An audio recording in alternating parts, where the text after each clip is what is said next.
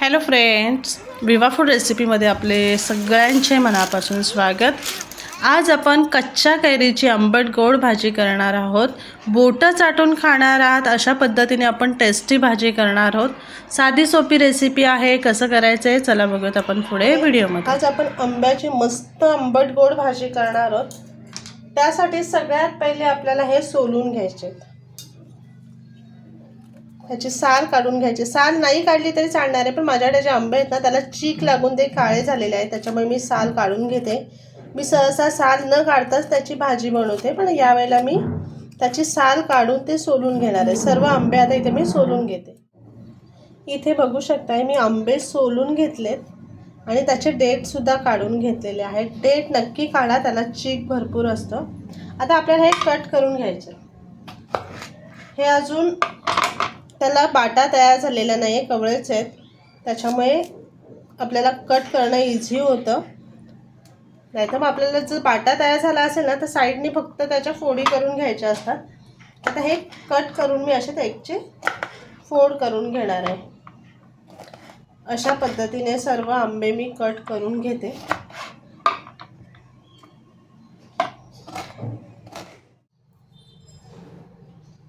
गॅसवरती कढई ठेवून तेल टाकून घेतलेलं आहे। तेल गरम करून घ्यायचं आहे आपल्याला आणि त्याच्यामध्ये मोहरी टाकून तडतडून घ्यायची।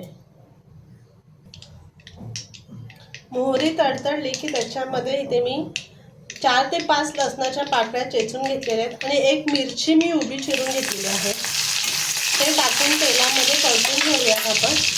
त्यानंतर थोडासा कढीपत्ता,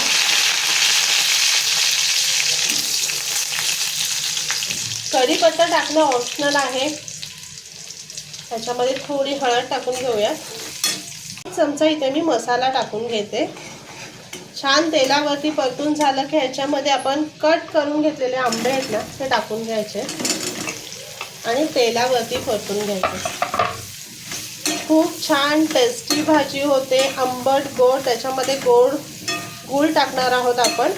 2 ते 3 मिनिटं फक्त आपण तेलावरती परतून घ्यायचे आहे। आता ह्याच्यावरती झाकण ठेवून 2-3 मिनिटं मी असेच ठेवून घेणार आहे। 2 ते 3 मिनिटं झालेली आहेत। छान तेलावरती मसाल्यामध्ये आपले आंबे परतून झालेले आहेत। आता ह्याच्यामध्ये ना मी गूळ टाकून घेणार आहे। तुम्हाला कसं गोड हवे त्यानुसार तुम्ही गूळ टाकू शकताय। तर ह्याच्यामध्ये मी गूळ टाकले आणि पुन्हा गुळामध्ये परतून घेणार आहे।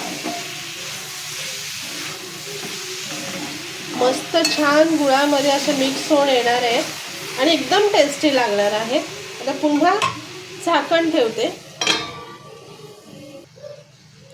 त्याच्यामध्ये आपण चवीप्रमाणे मीठ टाकून घ्यायचं आहे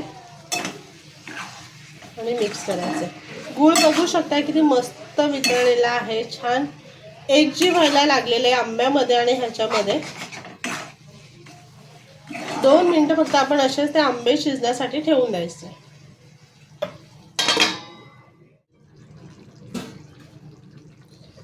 वाव, किती मस्त असं आंब्याची गोड भाजी झालेली आहे। त्या छान असा पाकामध्ये मुरलेली आहे। आंबा सुद्धा किती छान शिजलाय बघू शकताय, सहज तुटला जातोय।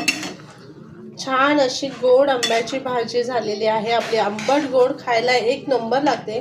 तुम्ही चपाती, भाकरी किंवा वरण भाताबरोबर सुद्धा खूप मजेशीर ही भाजी लागते। नक्की करून बघा। ही एका प्लेटमध्ये मी काढून दाखवते। छान टेस्टी अशी आंबट गोड आपली आंब्याची भाजी तयार झालेली आहे। तर नक्की बनवा आणि सांगा कसे झाले ते। आणि असेच आपले नवनवीन व्हिडिओ बघण्यासाठी व्हिडिओला लाईक करा, शेअर करा आणि सबस्क्राईब करा। चला तर भेटूयात आपण पुढच्या व्हिडिओमध्ये।